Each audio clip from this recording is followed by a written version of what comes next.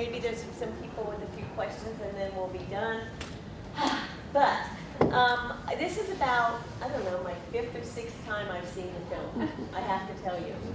And, you know, as I told you, I introduced it at a film festival in Ohio, and I still sat and loved the film, which I think, I just wanted you to know, it's such a wonderful compliment to both of you and to everyone involved. And by the way, each time I see it, I see something else in it. Of course, I noticed you, Rudy, much more this time. Isn't she a star? Yeah, absolutely.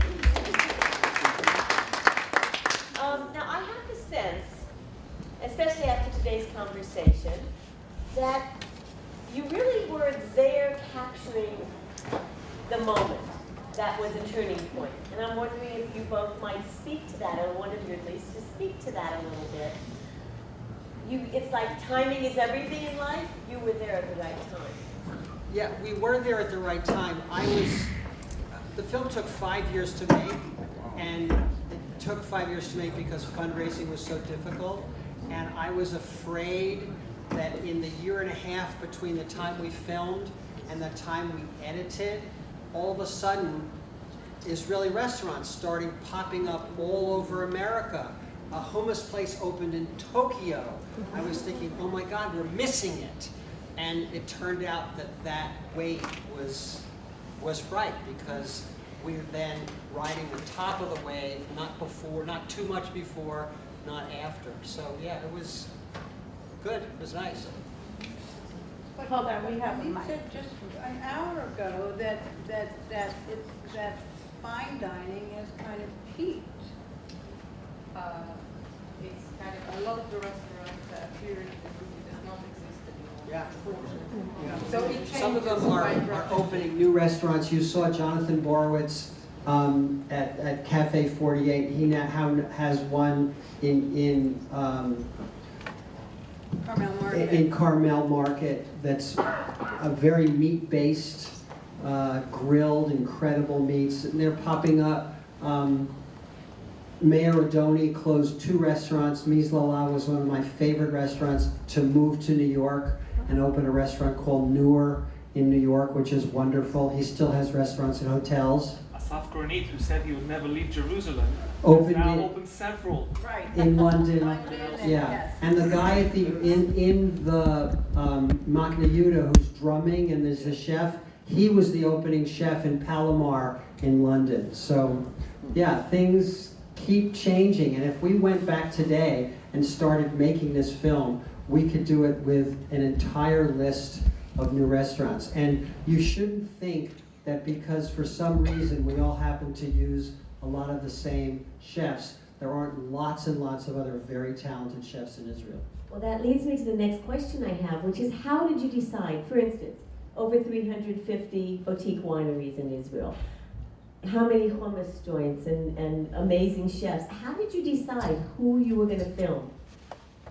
The one good thing about taking so long is we had longer to research. And we had a spreadsheet literally a mile long. And, you know, we color coded it, we did other things. The wine scene was really interesting. We're about to go to Israel, and we haven't yet finished the list. I mean, you're always changing. The success of being a filmmaker is to be flexible, to switch one and add another. All of a sudden, I realized that we were going to get there after the harvest. And I freaked. And I literally talked to all my friends, all my contacts, everybody. I don't know if I contacted you about it. Who's harvesting now? And the only shots that I didn't do in the film were from our camera assistant. We found I needed a big winery and a small winery. And Pelter was about to do it next week. Get your ass to Pelter. And Tabor is, Pelter's very hands-on, hand-done. They're cutting everything. Tabor is literally 3 times a day doing sugar content and all this very, very, very high-tech stuff. So they would say, we're doing it tomorrow. No, we're not doing it. we're doing it tomorrow. No, we're not doing it. Tonight. And so Nir had to go and basically do an overnight shoot to do, and they also, because it was now it was too hot to pick in the daytime, they were picking at night, which I thought was fantastic. I wanted to make it look like a moon crawler there. So he just went and did it. And Dorothy, I'm curious because you're a print person. Yeah, And- I am a print girl. Yeah. So what kind of perspective did you bring to the film that might have added something by your different background? Well, Roger will tell you, we have offices that are next to each other, and he will tell you that every time I went to his editing room or saw what he was looking at, thinking about cutting, I would say to him, "Oh, you can't cut that. You can't cut that. You can't." But of course, there were time limits, and you have something like 150, an hour and a half of extras. Fully cut scenes. Fully cut scenes. I mean, Which you wonderful will see scenes. many of them People in you the love, and you can think, how could you leave that out? You'll see many of them in the DVD, and after the DVD is out for, which I think comes out in December, the others will go up online as well. So they're every kind of thing, yeah. But you know, Dorothy started Sever magazine. She was doing food at Metropolitan Home. She did food at Newsweek. I'm doing food today because of her. I mean, it's 100%. I became a food photographer because Dorothy started Sever. What was fun was that in August of this year, we went to Israel with Mike and his partner, his business partner Stephen Cook, and our photographer and our art director, and we went to 82 places in 10 days. We had a bus, and Roger came because I couldn't imagine going to Israel without him. And we went to very different kinds of places, but it was very much informed by the research on the film. And that's the book that's going to be called Israeli Soul, that'll be out next fall.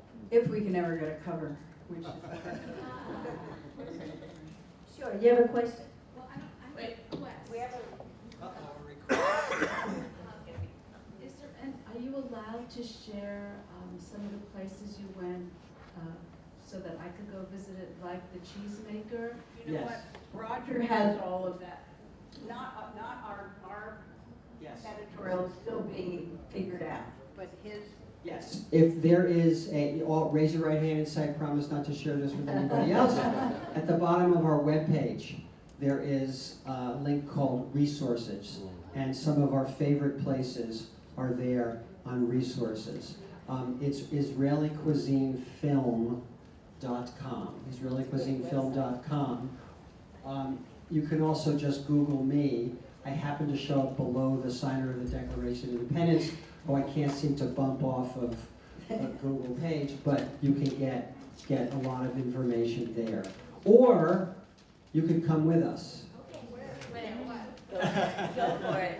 So, at somebody was going to ask this question, I know. One of the first questions always is, are you doing tours? And my answer to the first few was, no, I'm not a tour guide, I don't want to be a tour guide. And then I realized, well, you met our culinary tour guide twice in the film. You met Abihai Sabari, who's in the ancient wine press scene, and he's in the Shabbat dinner scene. That's his family. And this is a company that he does every kind of tour, not just culinary tours. So a couple years ago, we started the official In Search of Israeli Cuisine food tour. The next one is in January, then May, there's some spots open, then November. Plus, we could do a tour for this group, your school, your family, big, small. It can have as much culinary as you want or none. So yeah, join us at IsraeliCuisineFilm.com. Yeah. Wait, we have where the microphone is, and then. Okay, just two really quick questions. One is, how was the film received in Israel? Because there's a lot of discussion about Palestinian food and Palestinian issues, yeah? And second, I've also noticed, even though it did discuss a lot of Palestinian issues, and showed the West Bank and Gaza, it also, to some extent, like slightly glossed over the kind of the difficulties on the ground for Palestine. They mentioned a little bit of it, but tried not to be too political. Is that intentional? Yes, no. The answer to your first question is we sold out 2 screenings at the Haifa International Film Festival. And I've been very surprised, and the Israelis in the audience can say yay or nay on this, that many Israelis, I thought, oh, Israelis are going to say, I know this stuff, I don't care. But I have found that it has struck a chord with Israelis who don't really understand their history in a macro kind of way, and a lot of Israelis have thanked me. I knew I had to get the Palestinian issue into the film. I couldn't go too deeply or it would have devolved into just that story. I could do 10 films on that idea. So I needed to bring it up. I needed to allow Palestinians to tell us their frustrations and what the issues were, and then I just had to move on because there was so much. And as we said, there's an hour and a half that got cut out. An hour and a half of fully edited scenes that got cut out. There was a lot more. So, yeah. Do we have a mic for you? And then you're next, I promise, Mr. Abrams. Thank you. I really enjoyed the film.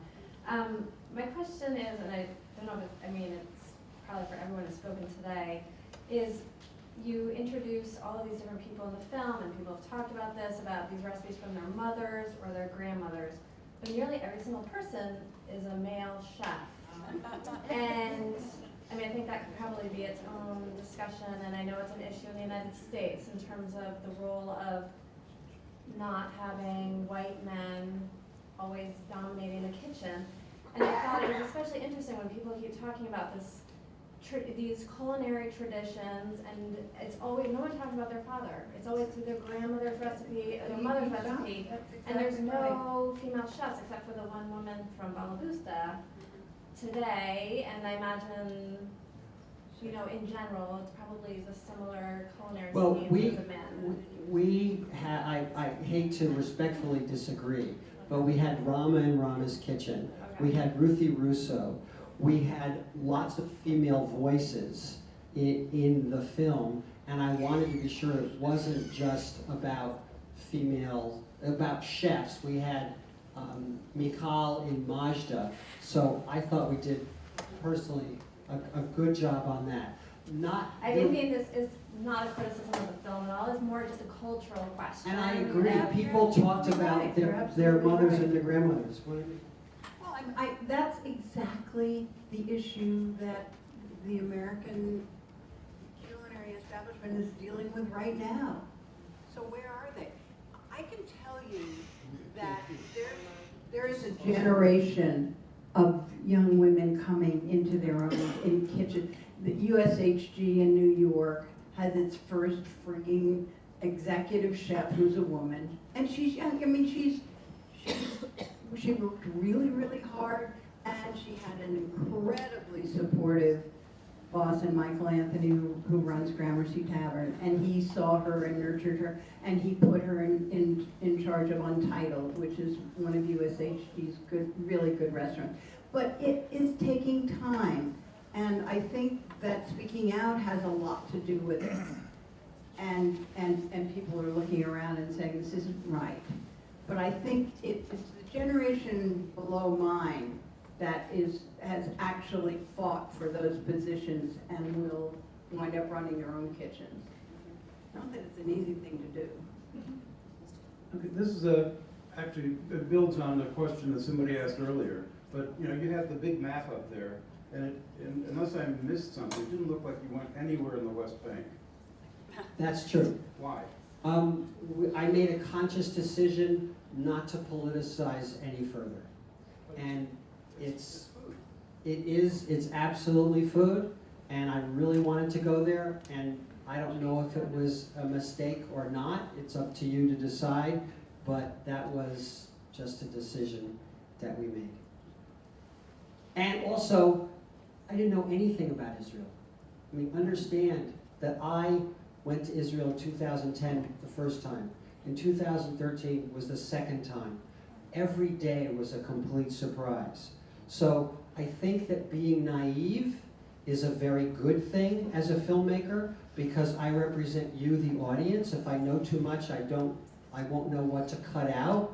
And maybe that was a mistake. I'm not so sure it was, but if I'd gone to the West Bank, I think that's a whole other film and a series of films that I'd love to do. If I'd gone to West Bank, if I'd gone to Gaza, oh my God, what else would I have had to cut out? Yes, sir, here's a microphone. There's a microphone for you. Just as the Israeli-Palestinian problem is an issue, so likewise is there an issue of kosher and non-kosher? And you seem to place a great deal of emphasis on the non-kosher aspects of cooking in Israel. And I guess I have two questions. One, what percentage of Israelis are kosher? And two, what was the reaction of the kosher people to the kosher Israelis to your movie? Yeah, thank you. That's a good question. What we've found is it looks like it's about 80% secular. We have other experts. What's the... So, first define kosher, because there's different kinds of kosher, and then separate between home and outside. So Israelis, when they're asked, 50% of them say that they are kosher at home. But what kind of kosher at home differs in different families, different traditions. Outside, there's different kinds of kashrut, like kosher. We don't have the concept of kosher style, but people would go to Eilat, and in Eilat it's okay to eat shrimp. I've heard people saying that, so you understand what I'm saying? I have a friend who lives in Connecticut. She calls herself Modern Orthodox. And we have lunch at a non-kosher restaurant, and she just eats kosher-like things that would be kosher no matter what, vegetables. The reaction has actually been quite good. But remember what Mike said last night about the way he runs Zahab, which is that it's not very much of an issue for him. He doesn't want to cook with butter or milk and meat because that's not the flavor profile he wants. And of course, it's a kosher principle that he upholds. And since Mike was really the chef guide of your film, that became handled, I think, in a gentle way. It was not an issue. It was not something that was fought over. The ultra-Orthodox are not making cuisine. No. They're preserving things that they remember. We tried with Shmuel Holland to show some of what Orthodox was. Again, he's a very gentle Orthodox Jew. And I was just going to say that also in Mike's restaurant, yes, he's not mixing the butter and the milk with the meat, but he isn't using kosher meat. So there again, it's all these levels of what is acceptable. That's right, yeah. And then There's politics. 1 second. There is intense kosher politics in Israel right now, and we tried to bring it out, and we're not successful, so we couldn't put it in the film. But there are quite a few chefs and cafes and others who are dumping the kosher certificate because they think it's totally corrupt. That the person that comes, person that comes to check doesn't really check. It's just give the money. And there are now a couple of alternate kosher certificates that are trying to get traction for people that are much more open to it. And the chefs have said that I'm not part of the certificate, but if people come in, I say, I am completely kosher. I close on Shabbat. You're going to have to make your own choice. Yeah, it's a movement towards self-certifying. Yeah. Yes. Hi, my name is Lila. I'm a student at the MFA program in creative writing, and I enjoyed the movie so much. Thank you for being here to discuss it. Just FYI, it is available with open captions or subtitles on Netflix because they caption all their movies. Good. So, but that's something you would have to turn on in the settings if you want to have that. I really appreciated the comment about women chefs in the industry, and both in Israel and here. I think that would be a fabulous topic for a movie, actually.